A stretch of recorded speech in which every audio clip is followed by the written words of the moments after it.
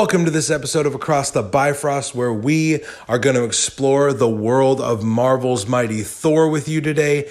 My name is Ryan Doze. I am your host, and I am excited for this episode specifically because I get to share two fun conversations with you all about Thor's world. The first conversation that I get to share with you today is an interview that I did with a Valkyrie cosplayer. We go all in depth on Valkyrie from the movies and bringing Valkyrie to life through the art of cosplay. And then later on in the conversation, I sit down with one of my good friends to talk all about Loki episode 2, The Variant. This show has been crazy so far, and this episode really grabbed our imagination and our expectations and kind of just threw them out the window. We have so much to break down in this episode. I hope you stick around and enjoy that at the end.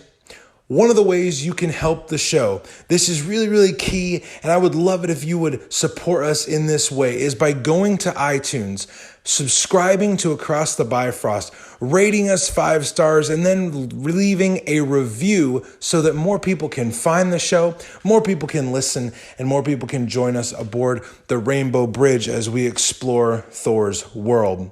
Like I said, super excited for this show. Can't wait for you to enjoy these conversations. Let's get going.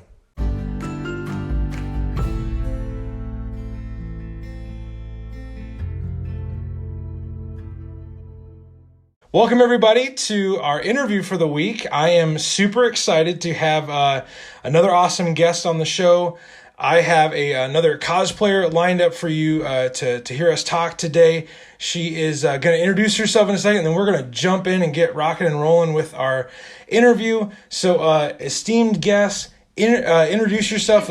Let us get to know you here. Well, hello. I am Rebecca, but most people know me as Quick Cosplay or as Quicksilva when I'm gaming. That is an awesome handle, by the way. Okay. Quicksilva? That is cool. Yeah, it's like a weird backstory. I've been Quicksilva for a really long time. But yeah, I mean, I guess introduction about myself. As you mentioned, I'm a cosplayer. I'm also a gamer. I am a mom of 2 boys. I homeschool my kids. Oh my gosh. It's crazy, but it's really nice because it allows us to live the freedoms that we want to live. My husband works remotely and he travels quite a bit. So by being able to homeschool my kids, I'm able to travel and have a very flexible schedule.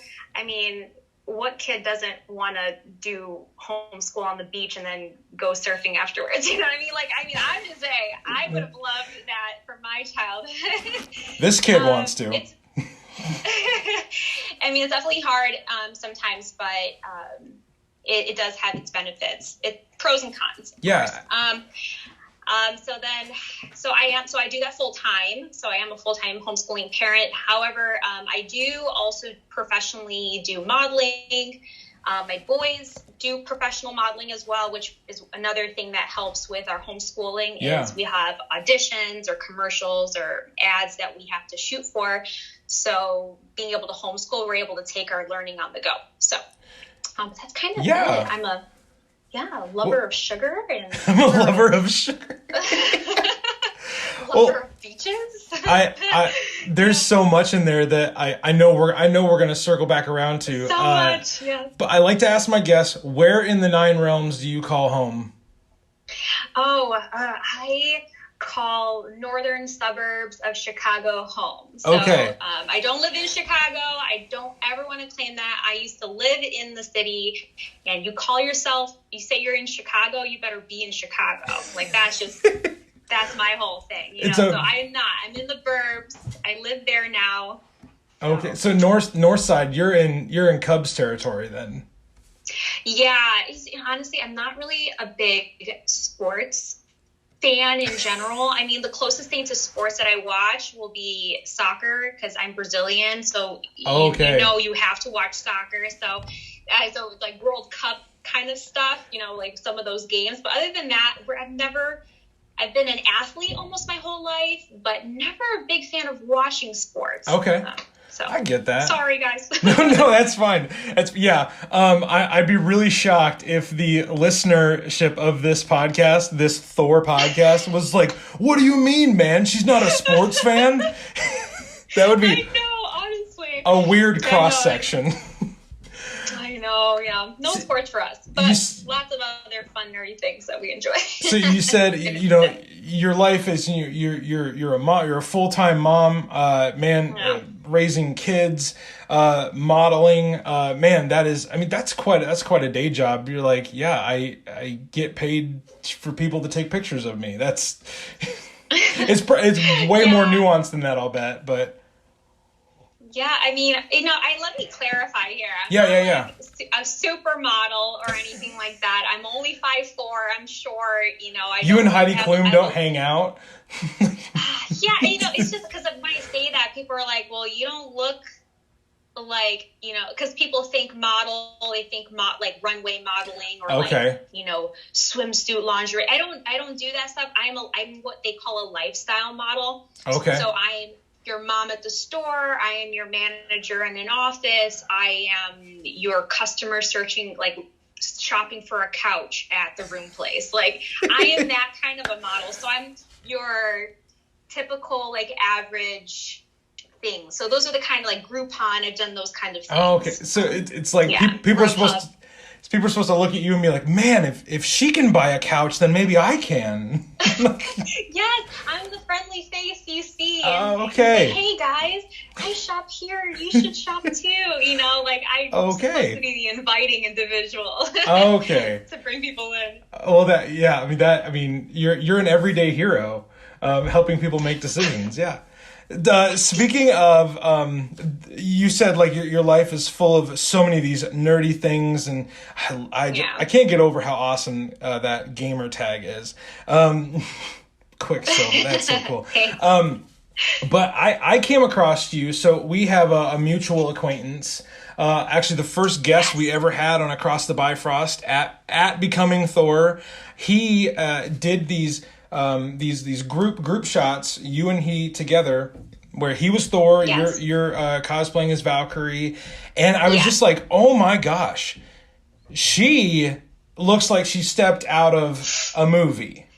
So, and I even said in that interview, I was like, you're very welcome. I even said in that interview, I want to talk to her. So I've got. I heard that. I was like, oh my gosh. Oh my gosh! Stop.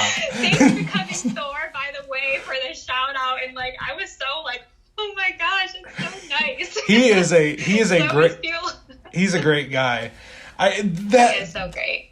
Looking through your own content on your page made me want to ask, when did you start cosplaying? What inspired you to start cosplaying? Kind of tell us your origin story.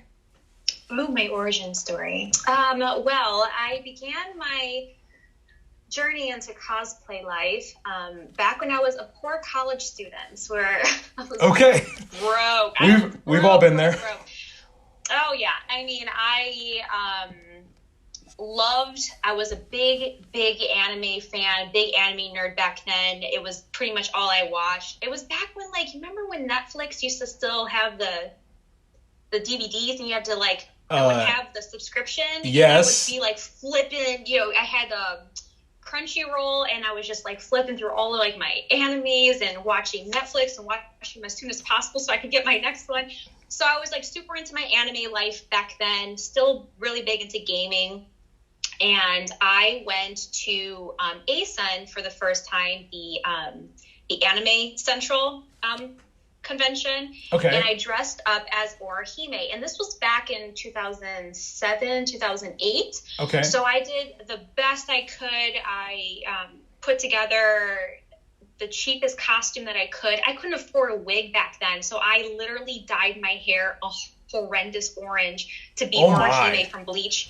It was pretty hideous. It wasn't even the right shade. It was just, I was like, you know what? I'm going to do my best. And it's like a DIY cosplay. Oh yeah, it was a good old time. And then the second cosplay I ever did before I took a really long break was my Lara Croft from Tomb Raider. I absolutely love Tomb Raider 2. It was one of my favorite games. So I had to be Lara Croft. So those are my first two cosplays. And just, gosh, it's so funny because I had so little and I did so much with it, and I had the most amazing time ever. And nothing really inspired me to go do that other than the fact that I just loved those characters. I loved Orihime and Bleach, and I loved Lara Croft. I just wanted to embody those characters and just have fun and go to a convention with other like-minded nerds and just dress up and just be myself. Yes. And then we went with a huge group of friends too, and that was a lot of fun. So there's a lot of just like, these are things I'm passionate about. These are things I love, and I want to. I want to kind of, literally, I want to wear that. I want to put that on and see what it feels like to be this character. Yeah, it was so interesting. Putting on, because Orihime was my first. So putting that on and going in with the group, and one of my friends from college dressed up as Chad. So I'm not sure if you've seen Bleach at all, but he has like this cool arm. He has like a Hawaiian shirt, like shaggy hair. I know what character you're referring to, yeah. Yeah, he looks exactly like Chad. He completely nailed that. And we were both like, again, like closet cosplay kind of a situation. And it was insane. It was so unreal coming into this big, and it was the first time I've ever been to a convention. So being surrounded by other Bleach cosplayers, and Bleach was super big at the time. Yeah. And it was just like being welcomed to a family. I had like people running up and hugging me, like Ichigo's like coming up out of nowhere and be like, Orihime, and hugging me, picking me up. And I was like, oh my gosh. But it was like, okay, you know, like it was as if we transformed or transcended in some way. We got to become who we loved in these movies and, you know, games and series and things like that. That's the power of cosplay, really. Like, people are no longer just normal. You feel like a whole different individual, which is so amazing. And that, just so you know, listener, that is the quote that I'm pulling from the episode. That's the power of cosplay. Cosplay. We are so hey, listener, you got way more Bleach talk than you thought you were in for today, but that's like that's the extra. No, that's the extra credit. You guys get that for free. So we are here to talk really about your approach to Valkyrie, and and those of you that like, man, if you've seen Ragnarok, you got to go look at her page like right now. Stop the recording. I don't mind. Rebecca doesn't mind. You just need to go look at that. But I wanted to know before we dive into the kind of the nuts and bolts of your approach. Yeah. What are some of your first memories of Thor and his world? Because that's why this podcast exists, just to explore his world. What are some of your first memories of him and his supporting cast? We've always, I grew up, my dad was a fan of superheroes. I've always kind of known about Thor in terms of from a distance through comic books and things like that. I wasn't a big comic book reader personally because, like I said, I had other interests. I was really big into anime and gaming. So comic books didn't really come into my life or into the radar until after college, like into my adulthood when I started meeting other cosplayers and things like that. Like all of the MCU films, that's kind of how I really was more introduced into like Thor, the character in a deeper sense, was through the films. Yeah. So that's kind of it. Like I didn't read too many of the comics. So, but I did have a surface idea of who Thor was. I knew he was Odin's son, and that was kind of God of Thunder, and that's about it. I think though, that's how I was introduced to the character. I had this peripheral knowledge of him, but then that those movies started hitting, and I was like, oh, this guy is someone I should know more about. Right. So then what drew you to the specific character of Valkyrie? because she shows up in Thor Ragnarok. She's existed for a long time, and the concept of the Valkyrie has existed for a long time, even to like Norse mythology. But in comics, they've existed for a long time. Why was Rebecca drawn to that character? And then, you wanted to put that character on. Walk us through that. Right. Absolutely. I mean, the knowledge that I had of the Valkyrie was very, the Norse, like the Broomhild blonde Valkyrie. So that is a great reference, by the way. Thank you. The limited knowledge that I do have. But, I wasn't expecting to see someone who looks like myself represented as the Valkyrie, for the Ragnarok films. I would have expected more, something closer to what the comic books were depicting, like I said, like the blonde Broomhild kind of Valkyrie. So the traditional Valkyrie. I am a huge fan of Tessa Thompson in general. Like, she is queen. Like, I find her to be absolutely gorgeous, and she is a great actress. And I thought it was hilarious. One of my favorite MCU moments is her coming out, like her with her drink, like, he's mine, and she tosses it off, and she just falls over. I almost died. I was like, that's amazing. What a fun way to introduce a character. Oh my gosh, yes.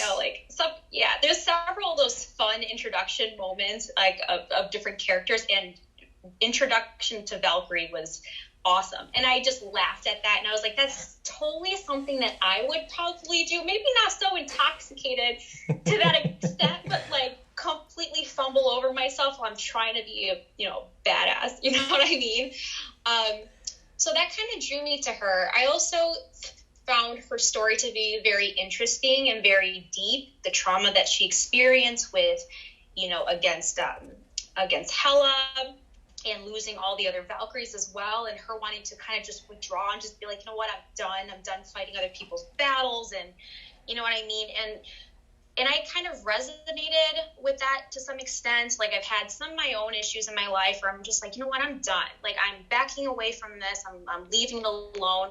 But I found it really inspiring that despite it all, she knew that it was for the greater good, and she had the power to step up and assist in making a difference, for everyone. So I just found her character to just be very strong and inspiring. And I mean, like, even Thor knows it. Thor, you know it. You want to be a Valkyrie, so so why wouldn't I want to be a Valkyrie myself? You mentioned this at the beginning, and it's on your Instagram profile actually, that you are Brazilian American. I am. Did I get that right? Okay. So when you say that you did not expect, like, it wasn't even really a thought like, oh, Valkyrie's going to look like me. So I don't know how far you maybe want to take this thought, but like with representation in the MCU and in comics, what about that, like, what about that do you feel is just like necessary? When you see her and you instantly connect, you're like, she looks like me. What does that like stir in you on a big screen? I mean, this is a multi-million-dollar enterprise they're doing, and they have just showed you a character that you're like, oh, she looks like me. Yeah, I mean, it's strong. I mean, I can't say, I know that there's been a lot of discrimination on different levels for people of color. There's a lot of hurt and damage there, and sometimes they're put in roles or positions where, it's way more of a supporting individual where, it's just that one character of color over there. I don't know, like, I don't want to make it sound like there isn't any sort of representation of people of color in the Marvel universe, because there absolutely is. There's definitely many characters who are of color, but seeing that,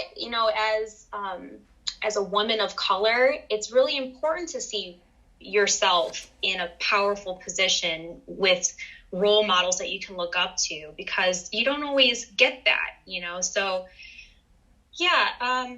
it was really nice. And not only that, but it was kind of like a booyah to some people who and I'm sorry to the people who don't feel that the casting was correct. I did run into some blogs a long time ago about people being really upset by the casting of Tessa Thompson as Valkyrie. They're like, this is completely inappropriate. I'm like, inappropriate? Why though? Like, why can't she be a woman of color? I mean, the Valkyries were, chosen by Odin. You know what I mean? Who cares what color she is? So I don't know. Like, no, that's awesome. And I still don't quite know if the Valkyrie in Thor Ragnarok, and you can maybe enlighten me on this, like, was she supposed to be technically the Valkyrie, or was she just a Valkyrie? So that's actually a great question, and I was actually thinking about that today, but just preparing for our chat. I think, in my opinion, that the reason why we refer to her as Valkyrie is because she's the last remaining Valkyrie. She carries on the name for all of them that are no longer there. It's like, to me, I interpret it as more of a memorial, because when Thor realizes, like, oh, you're one of the Valkyrie, you almost see this look on her face, like, no, I'm the only one left. Yeah. And that's why maybe she goes by the Scrapper name in the beginning, and then when she puts on the white armor, and that's such a great scene. I'm sure we'll get to that. That's how I've interpreted it. Speaking of interpretations of the character, I'm sure we'll come back to Tessa Thompson, because she is, again, phenomenal actress, and she's done so many great things even outside of Thor. But when you decided, I'm going to do this character, how did you decide to approach the character? I tried to approach her pretty close to film, and I know that some cosplayers, I know that becoming Thor, he's fantastic at just embodying the just essence of Thor, which I find to be fantastic. Like, and I listened to the interview too, and I can attest, like, he can stay in that character. He just oozes that superhero aura, and I just applaud him for how kind and wonderful of a human being he is, and how giving he is. So for me, I take that strength that she has. So I do love the strength that she has, and I try to just kind of stick to the attitude that she had throughout the film, and try to stick close to the script almost that I was presented. Like, she did such a fantastic job of laying out this character for me to embody. I just kind of stuck with that. But there's definitely some difficulties staying in that, because I am such a goofy, bubbly person, and I'm not super moody. So, like, me trying to be hard all the time, like, half the time, like, when I'm taking photos with other cosplayers, especially with, like, Loki and things like that, I'm just, like, cracking up where I'm supposed to be, like, serious, like, so I have a really hard time staying in that character. But I just try to approach her from a place of strength, and of hurt, and of revenge, and of justice, and just so much female energy. Because I mean, like you've already said, like, she is definitely a wounded character. And she's seen, so many people in Thor's world, they've seen so much hurt, and that either makes them do really bad things, or it makes them do really, really honorable things. So when you're in the, you've got the creativity going, and you're trying to tap into that mentality. You said it's really hard for you, your natural personality, to kind of take a back seat to the personality you want to project. So is there anything where, like, you're like, man, maybe I don't want to do this aspect of the character movie specific, and maybe I just want to put, like, my Rebecca stamp on it? Like, is there any aspect of the character when you're portraying her that you're like, no, that part's mine? I think I take a little bit more of a sassy approach, where I'm just like, I don't know, because, like, she's pretty hard. Like, I'm I can be sassy, and I love it, because I came into Valkyrie, after having played such a wholesome character for so long, you know, I went from Moana to Valkyrie. So I went from like a Disney princess to this Marvel warrior badass. So it was, yeah, so I took such a sassy approach. I remember I was looking back at some of the first pictures that I took as Valkyrie, and I was just like so much like sass behind. Why am I so mad? I know, like probably sassier than I really needed to be. You know, like come at me, bro. Like I was very aggressive. You know, being in that character. I think I've mellowed her down a little bit since then. Okay. But I've definitely kept her fiery, her spirit. I think I don't have to project so much now. I feel like I've now just kind of become one with the energy that she carries in that she's confident in herself. She knows who she is. Well, not really. She's a little bit, because she's kind of like in this limbo of, who am I really now? Am I just, you know, this scrapper? Am I going to try to save the world with everybody? I'm now this queen, you know what I mean? Like she's going through some crazy transitions in her character. But overall, I think she's very powerful. You just mentioned that you did Moana, which is so fun. Like I know, like if I showed my kids your Moana stuff, they'd be like, "Oh my gosh, Mom, Dad, that's from the movie." Yeah. So I'm just quickly, what are some of the other characters you've portrayed and really put a lot of effort and work into? Probably the one that I put the most effort into, because I didn't get a sewing machine until about a year and a half ago. So a lot of some of the things that I worked on, I had commissioned. Specifically, I had my Valkyrie cosplay commissioned. However, just with the way that measurements work, especially with like women and our shapely bodies and whatever, things need to be changed and altered. So I had to do a lot of like altering myself and tailoring to fix it. But I had to do a lot of that stuff by hand at the time. But probably the most impressive one that I kind of put together was my X-Men Storm, like from the 90s. Yes. Like the old school white Storm. That one was challenging because I had basically 90% of anything that was added on there was all done by hand. It was like meticulous hand stitching. And that was intense. That was really hard. And I was really proud of that particular cosplay because I made it almost from scratch. Like that bodysuit I had purchased, so it was like a white bodysuit, but everything else, like all the ribbon, the lace, the things, I did that all by hand. So I was really proud of it.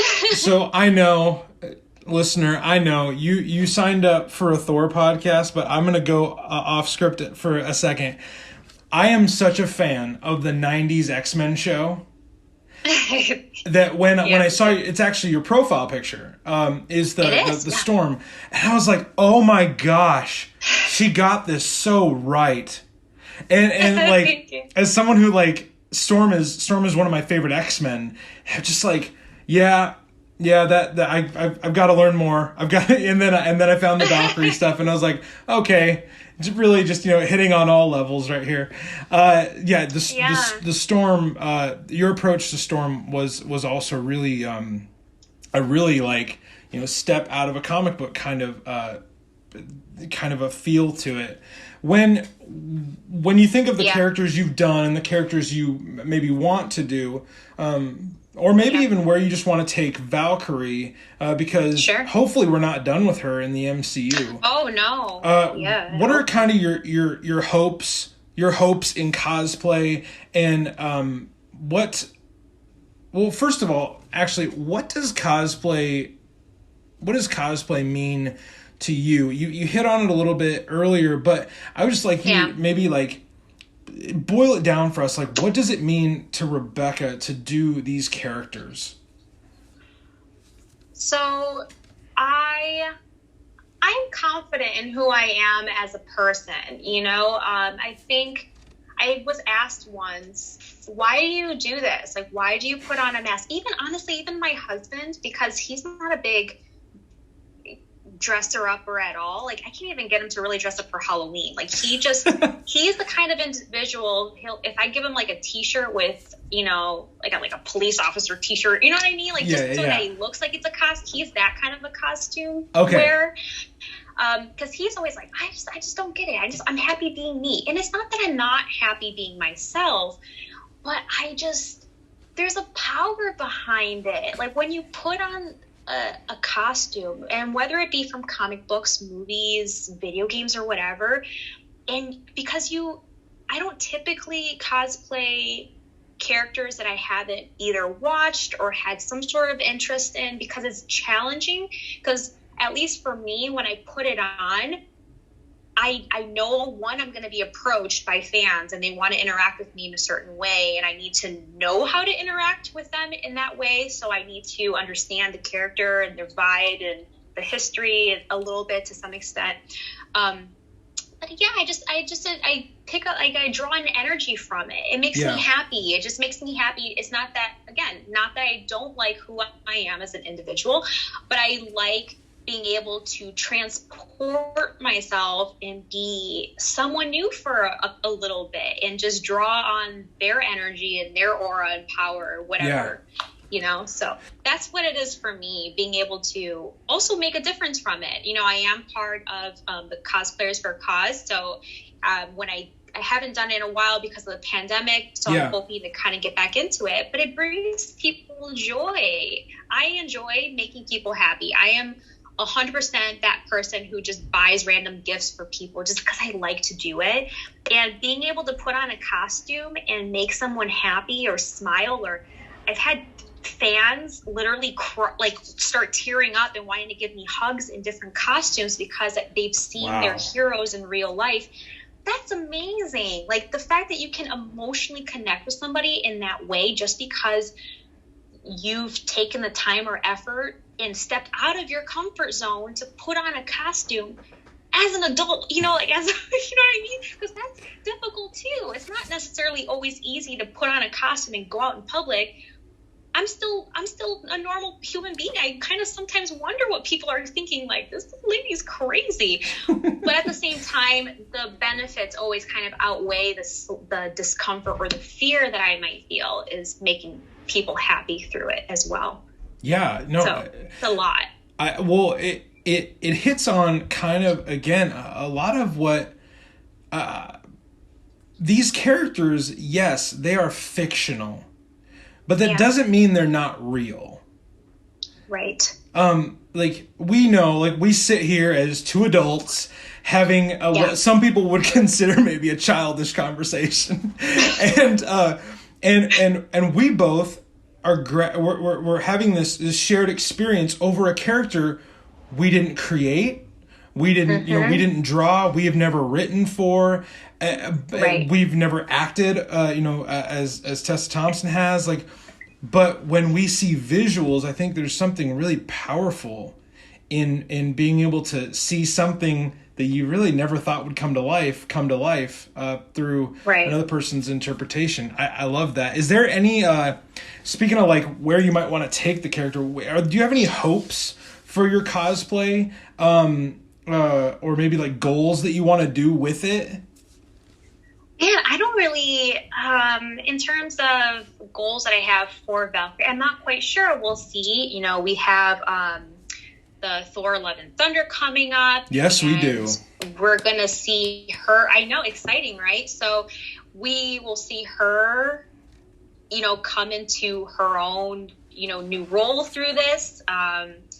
If I'm not mistaken, there's like love interest there, which is pretty interesting, you know, with Valkyrie.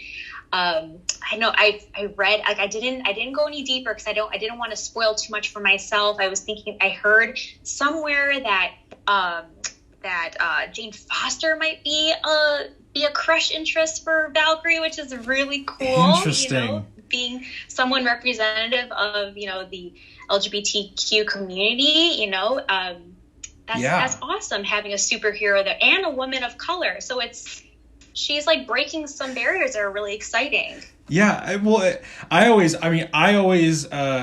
I see her shipped with Carol Danvers, Captain Marvel, a lot on Instagram, and I'm like, okay, you're making certain like fangirls and fanboys be like, okay, if you don't make this happen now, like, right? But, I know, I don't know for sure. It was just one of those things I like quickly read on. I was like, oh, interesting, and I just stopped because I don't want to go. I like to be surprised. I just want to be surprised by what's coming. So We'll see. So, I mean, in terms of, I will always try to follow the Valkyrie character moving forward, and I will definitely be cosplaying further and getting new outfits. So I'm definitely excited for that. So we've talked a lot about your approach to your portrayal based on another actress's portrayal of the character. I just wanted to maybe like leave kind of maybe the cosplay aspect of it aside for just a second and ask you some Thor specific questions because I want to just know more about like how does Rebecca view the character? What is your, of all the memorabilia and the merch that I assume you have, what is your favorite? What is your favorite piece of either Valkyrie or Thor related that you own in your home? Oh, for sure. So I don't have a ton of Thor memorabilia, but I do have my Dragonfang. So I do have a Valkyrie sword. That one is really special to me, only because it was the first 3D printed cosplay prop, and I've done so many different props since then. Really? And that was my very first one that I had. But I didn't know back then. I was so embarrassed. Like, I feel so silly now because I should have done more research, but I had it printed and I was running out of time because we call it con crunching when you're getting ready for a con and you're not ready, so you're like cramming all of your last minute props and costumes, putting it all together. I didn't realize you had to sand it and prime it before you did all the painting. I just kind of went in it. I put my dowel rod in the center. I put all my pieces and I glued it all. I just went to town. I just spray painted. I was so proud of it. And then I was like, and then I think someone made a comment. They're like, oh, cool. Can't wait to see what happens. Like, when you sand it. And I was like, right. Yeah, I got to when I that. what? Right. Uh-huh. Yeah, it was like, and I tried to fake it till you make it. I was like, oh, okay, yeah, for sure. Yeah, no, I'm just going to redo this later, This was like a rough draft. Actually did. It's funny, but I love it because I have that funny memory of that. And just the fact that it was my first real prop that I put together. Yeah. So it's a special one for me. And that's the one that if people go look on your page, that's the one that people will see in your photos. Yeah, exactly. The one that I'm holding in the picture. I have the daggers as well, but just that particular sword, the Dragonfang, is really cool to me. So I you know what? I really when you're talking about 3D printing and all that stuff, I really feel like I need to ask you about the costumes themselves. Sure. So when you kind of went into depth on how you approached your Storm costume, but how many different variations of Valkyrie do you have? What all goes into putting on that character? If you're getting ready for an event, what would you be going through? Well, I am the type of cosplayer that will rewatch a movie, or I'll listen to a soundtrack, or I will literally put myself emotionally back into the character before I go out in the character. So back when I was doing Storm, I was rewatching, the old 90s X-Men series, when I did Moana, and I literally dressed up as Moana for kids' birthday parties for almost 2 years. It was a year and a half. Oh my gosh. I listened to that soundtrack every single weekend when I was going to each and every event. I listened to the entire Moana soundtrack on the way to birthday parties, just because it just helped me be the character again. You know, like it put me back emotionally so that I could take that energy and project it out to the fans and to whoever was watching. So that's basically what I do. So I only have the one Valkyrie cosplay, which will change. And the only reason why I didn't get like the really cool white I was going to ask about that. The end of Thor Ragnarok. It's funny. I might actually just purchase it anyway. I won't probably make something like that from scratch. Although I can sew, my skills are limited. Paisley and Glue, shout out to Paisley and Glue too, because she's a good friend of mine. Okay. She's just, as Becoming Thor mentioned, she is just phenomenal. I wish I had her skills. I just am not there. I am a bit of a Frankenstein cosplayer. So what I mean by that is I'm a master hunter. So if you put me on the internet, I will find these little pieces like a t-shirt or a pant or a jacket or like glasses. I will find the perfect piece, and then I will take it and I will paint it, or I'll dye it, or I'll stitch it back together and put it back into one big cosplay. So, which is kind of like the quick way of doing cosplaying instead of you see what I did there? Yes. So I'm quick cosplay in the fact that I can quickly put things together to create a full cosplay that wasn't either commissioned or necessarily purchased. But something like a new Valkyrie cosplay, I'd probably commission because I would like it to be as cool and accurate as possible. We're probably gonna, now that she's come up multiple times, we're probably gonna have to get Paisley and Glue on this show and take us behind the scenes of what it takes to literally make characters. So and her Hela is fantastic, and she made her Hela from scratch. Whoa. Yeah. Okay. Yes. Like the horns, she made all of it. She made her bodysuit. Yeah. She is props to my girl. Okay. She's good.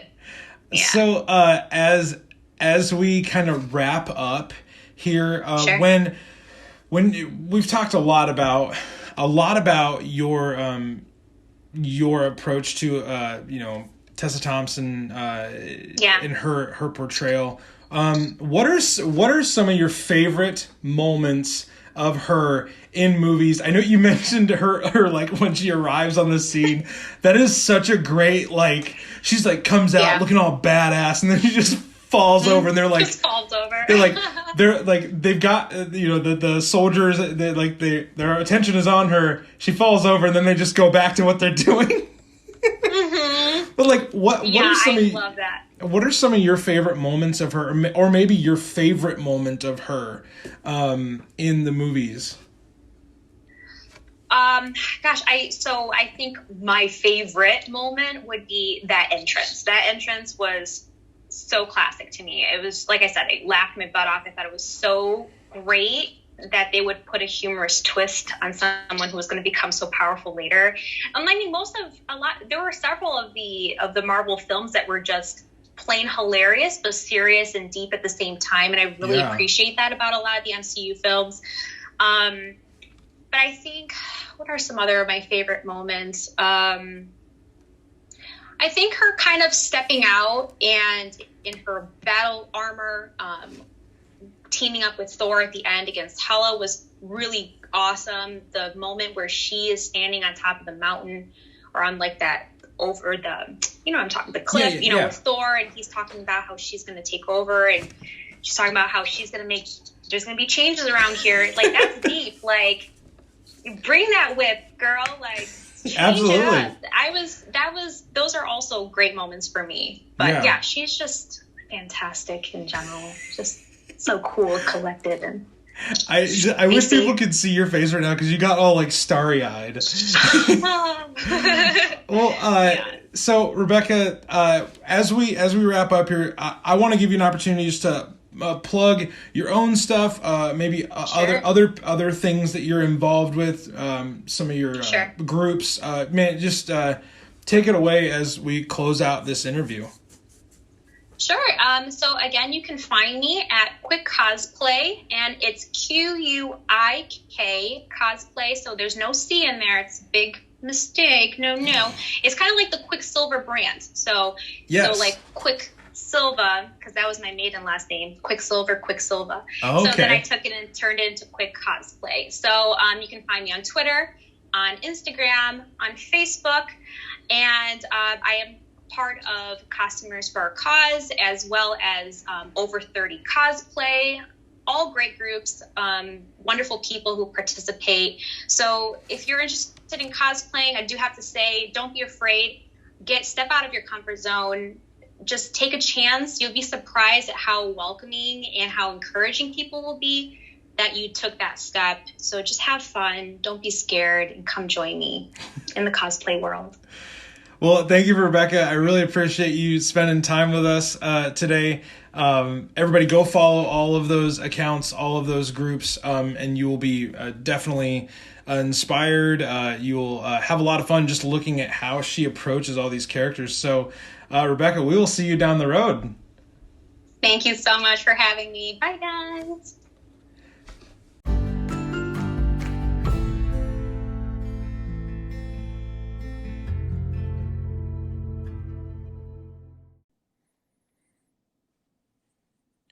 What's up, everybody? We are back for another Loki recap, episode 2, The Variant.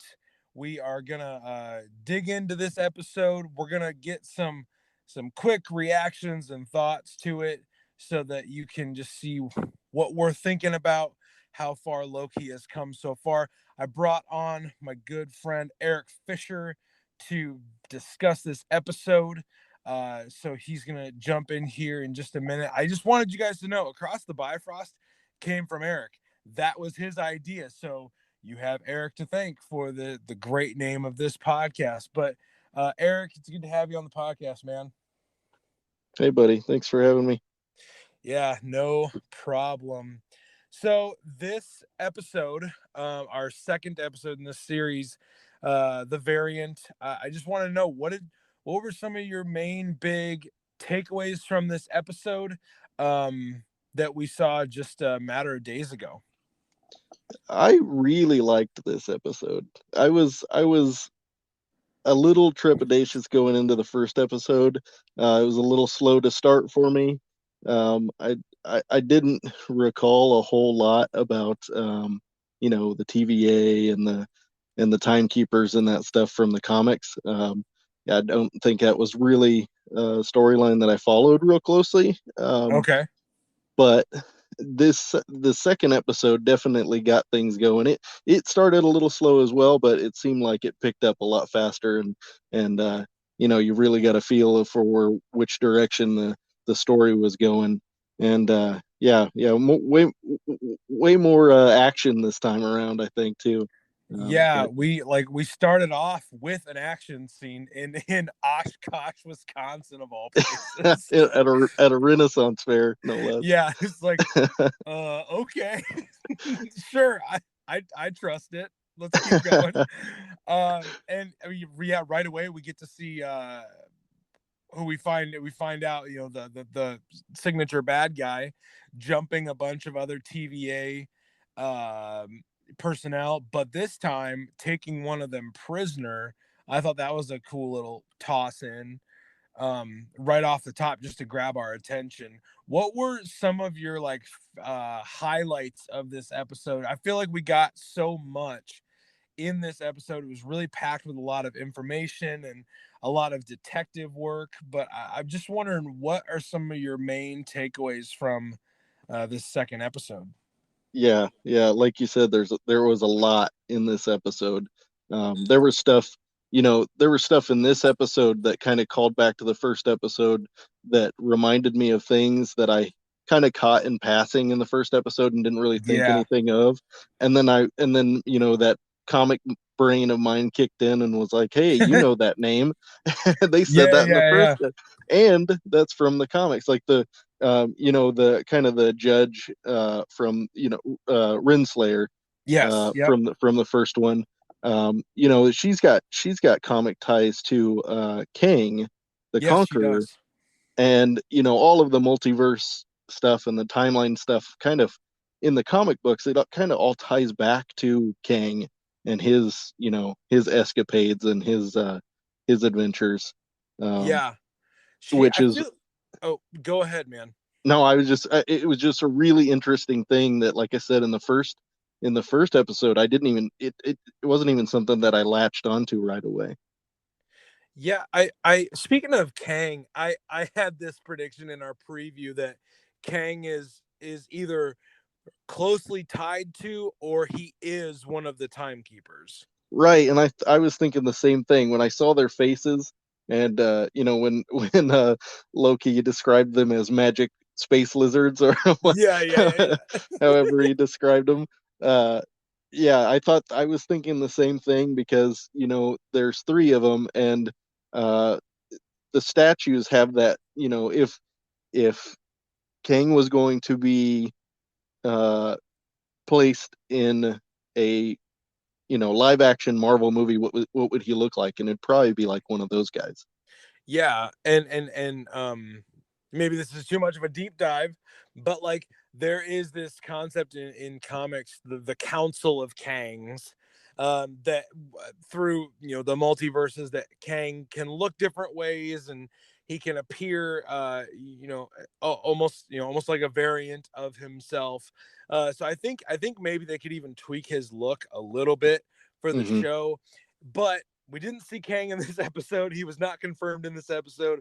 What was confirmed was a big reveal at the end. I just, hey, if you have not seen Loki episode 2, I what are you listening to this right now for? You should pause right now before Eric and I spoil it, and you should go watch the episode and then come back and hear us break down the rest of the episode.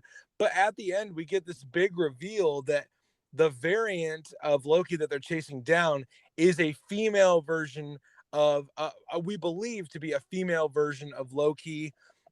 She takes Loki through this weird maze in a rock smart, which I thought was a great callback to Roxxon Oh yeah, from yeah. Marvel Comics.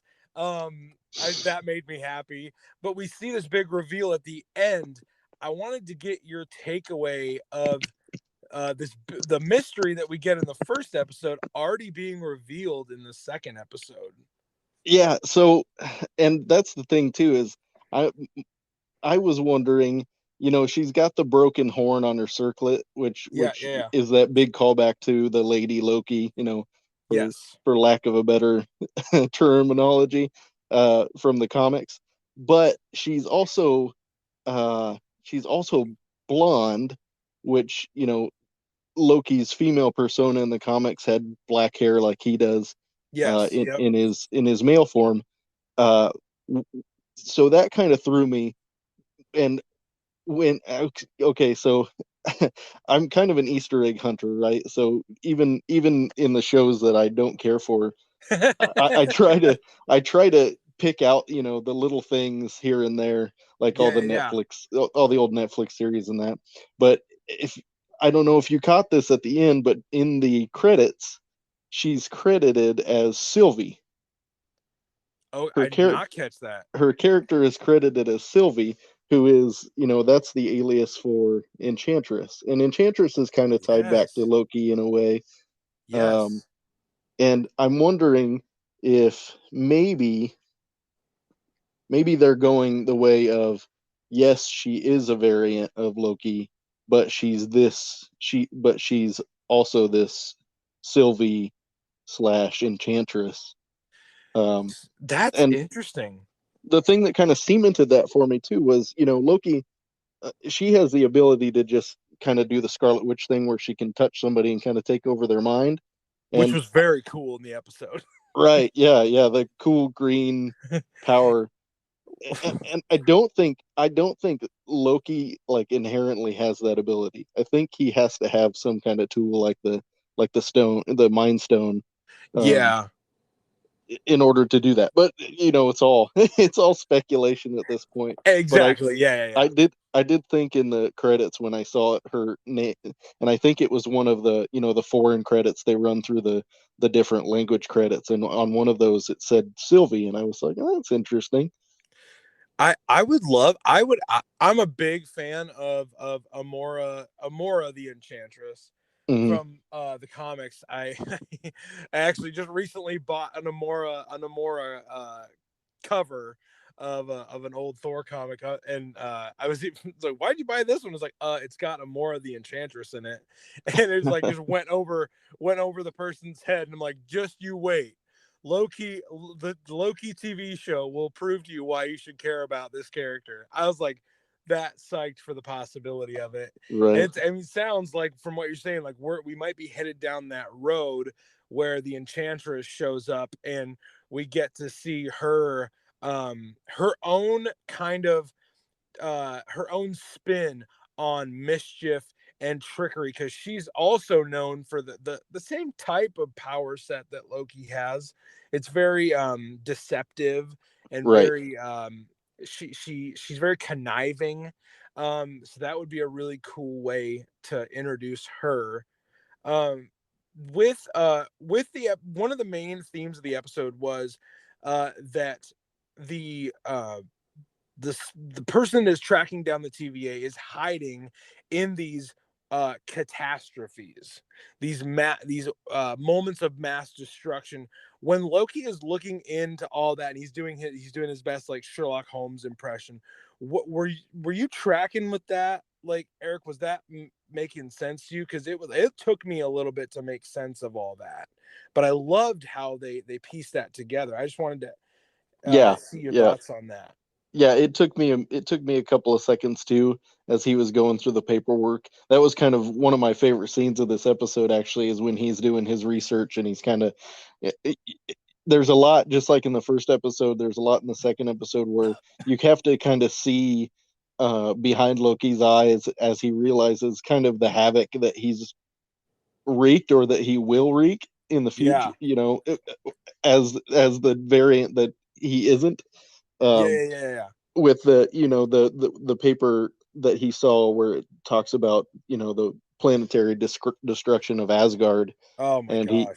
and he reads the numbers of the dead, and you kind of see his eyes well up with tears again, like uh when he saw that he was responsible for his and Thor's mother's death in the first one.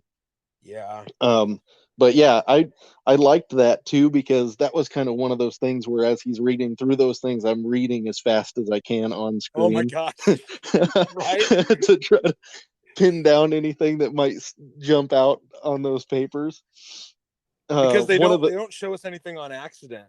Like, Right. we're meant to like it's funny, not a single in that scene that you're referring to, not a single word was said. But Right. you're reading along the document and you're just like, "Oh my gosh, right. He doesn't know that Asgard gets destroyed." Right. And you Or that. almost forget about it as a movie fan. You're like, "Oh right, Asgard doesn't exist in our current, non-variant MCU timeline, in the divine timeline. Asgard is gone, and Loki has to process that as well." Yeah. Yep, exactly. He's kind of, he is very literally a man out of time, and he has Yeah, to, yeah. he, like you said, he has no idea that that these things have happened, or that he's mostly responsible for a lot of this.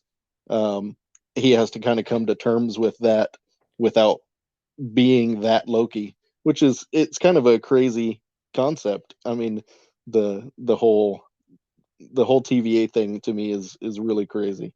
And It, the more I think about it, the more I like it. yeah. There's so with the TVA, I said it last recap of episode one. I alluded to it in the preview.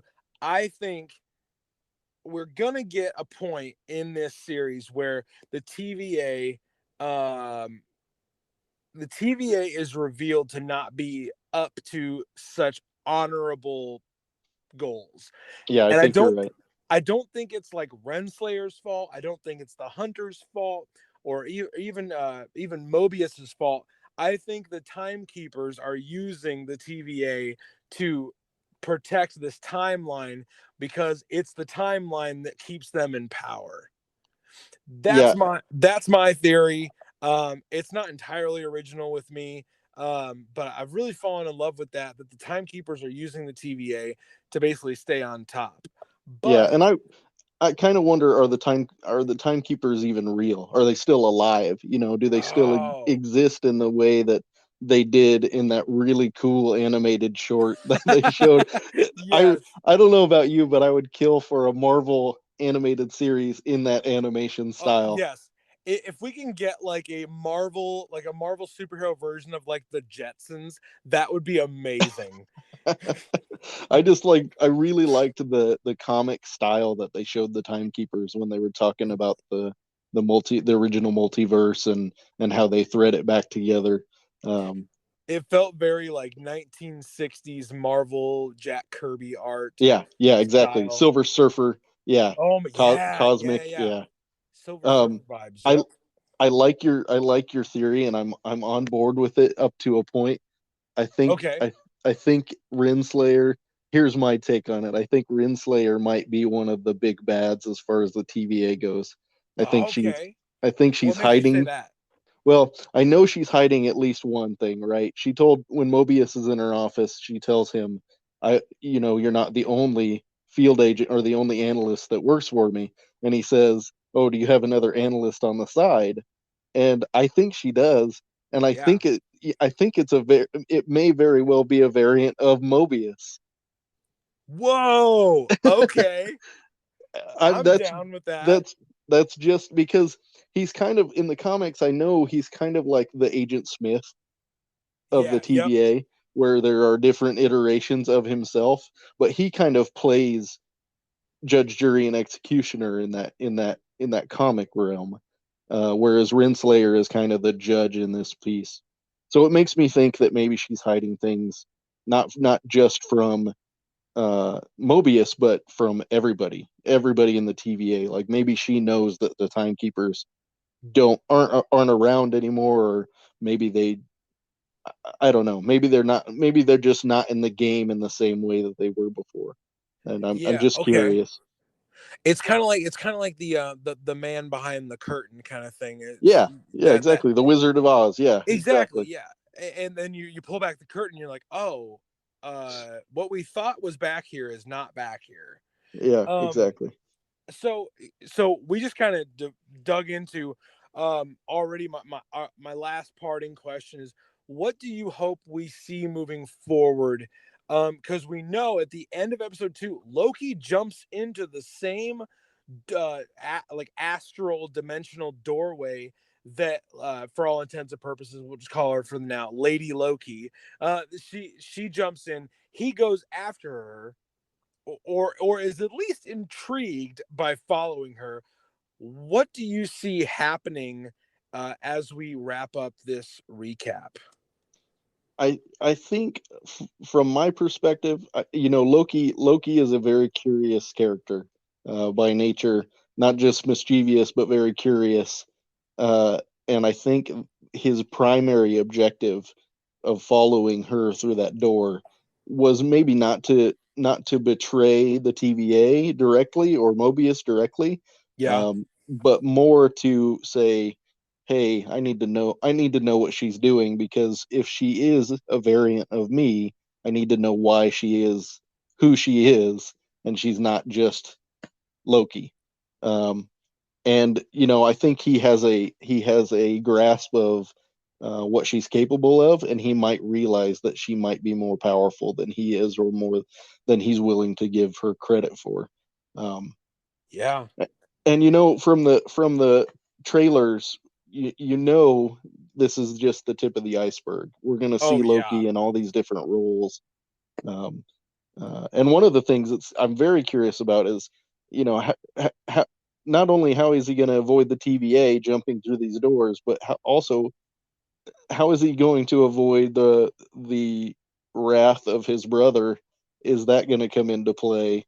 Ooh. Because Thor kind of always knows where Loki is. Uh, so some way or another, he knows where Loki is and what he's doing if he's up to no good. So no matter what universe we're in, yeah, that sibling rivalry is still alive and well. right. Yeah, he's still the little brother that's causing trouble. Well, I just real briefly here. I think we are gonna get in this next episode. I feel like we're gonna get um a dialogue between Loki and this female variant of him that is gonna shed some light on her motives, and on the opposite side, maybe a not so rose colored glasses view of the TVA. I think she's gonna be like our eyes into the other side of this conflict. Yeah, kind of open Loki's eyes to what's really happening. Yeah, it kind of I kind of think it will remind us, those of us that watched Falcon and the Winter Soldier, when Sam has his moments of dialogue with Carly Morgenthau. I think it will help us to both sympathize with the quote unquote villain, but also be a little more suspicious of the so-called good guys of the show. I look forward to just expounding a little bit more on why she's jumping from place to place and resetting timelines, and then why she just reset the divine timeline, or attempted to. We don't know how that played out yet. But I mean, very realistically, it could be, the birth of the multiverse that we know is coming in the MCU. yes, there is a multiverse of madness coming. Well, then Quantum Mania Quantum and Mania, yep. Where even Kang is gonna show up. and even Spider-Man, the rumor is that the Spider live action Spider-Man is going to delve into the Spider-Verse, with multiple Peter Parkers. Multiple Peter Parkers. Yeah.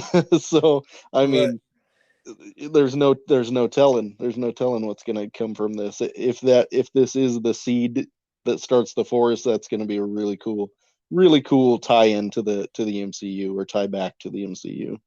could not agree more. Eric, thanks for joining me to break down episode 2, the variant of Loki. We got 4 more episodes left, and we've got so many questions. This show has been a nonstop, just crazy thrill ride through all these different, dimensions and times. And my goodness, it's been breathtaking so far. Eric, man, appreciate you. Have a good rest of your day, and we'll see you down the road, man.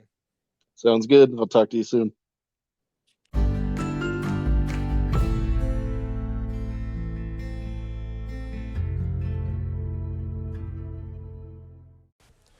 That is all for the show, everybody. I hope you enjoyed both of our conversations today.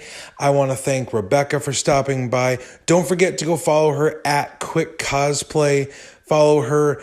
Just see her bring all these characters she loves to life. She was truly a joy to talk with today. And thank you to Eric for stopping by, talking Loki episode 2, the variant, with us. And thank you, Eric, for giving us the name of this podcast.